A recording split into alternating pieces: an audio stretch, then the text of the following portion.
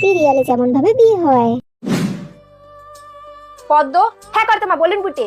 আজকে তো দেখছিস যে তোর শহরে দাদাবাবুর জন্য বাড়িতে এত বড় পুজো হচ্ছে। আমি কোন দিক থেকে কোন দিক সামলাবো কিছুই বুঝতে পারছি না। তাই এই সিঁদুরের কৌটোটা তুই তোর কাছে রাখ, বুঝলি? এই নে ধর। কর্তামা তুই চিন্তা করিস না বুটি, তুই যখন এই সিঁদুরের কৌটোর দায়িত্বটা মুখে দিয়েছিস তখন তোর সম্মানটা রাখবো, ঠিক আছে? সামনে রাখিস। কর্তামা যখন মুখে এই দায়িত্বটা দিয়েছে, এই সিঁদুরের কৌটোটাকে শক্ত করে ধরে রাখি।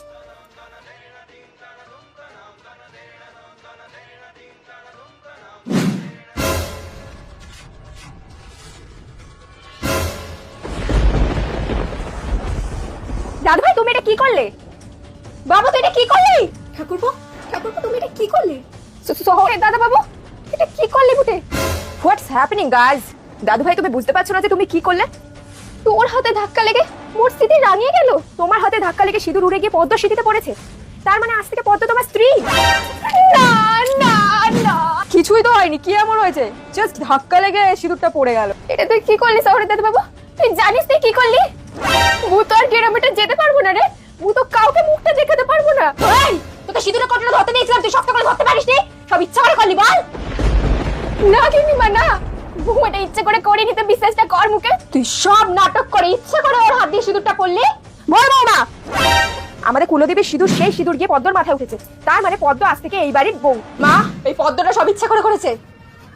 দাদু ভাই একটা কথা বলতে আমি বাধ্য হচ্ছি, তোমার হয়তো ভালো নাই লাগতে পারে। আমি কি হয়েছে আমি তো কিছুই বুঝতে পারছি না, তোমরা এত রিঅ্যাক্ট কেন করছো? কিন্তু তুমি যাই বলো না কেন, তোমার হাতে ধাক্কা লেগে কিন্তু পদ্মর মাথায় সিঁদুর উড়ে গিয়ে পড়েছে। তার মানে তোমাকে মানতেই হবে, তোমাকে মানতেই হবে যে আজ থেকে ও তোমার স্ত্রী। মম মম প্লিজ ট্রাস্ট মি, আমি ইচ্ছে করে কিছু করিনি। তোর এত লোভ পদ্ম, তোর এত লোভ? হ্যাঁ, আমার ভোলা ভালা খোকাটাকে পেয়ে একদম গলায় ঝুলিয়ে নিলি। গিনিমা, বড় বৌমা আমার কথাই হলো এই বাড়িতে শেষ কথা। আজ থেকে ঘুটঘুটি রাজবংশের ছোট বৌমা হচ্ছে পদ্ম। আমি এই বিয়ে মানি না মা।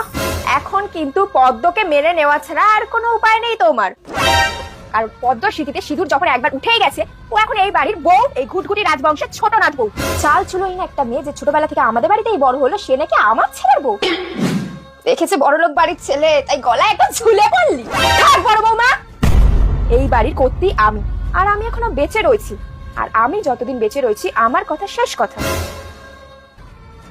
আমাদের এই ঘুটঘুটি রাজবংশের ওই 7 লহরি হারটা, যেটা আমি তোমাকে তোমার বিয়ের সময় দিয়েছিলাম, সেটা এখনই খুলে দাও।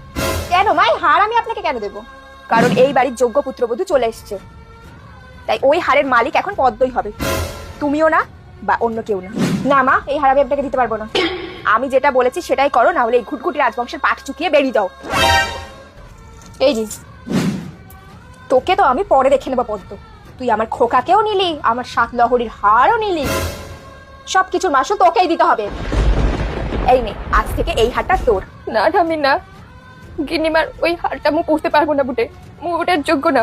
আমি জানি যে তুই এই বাড়ির যোগ্য পুত্রবধূ। এই নে, এটা সবসময় পড়ে থাকবি, ঠিক আছে? তোর স্বামীর মঙ্গল হবে।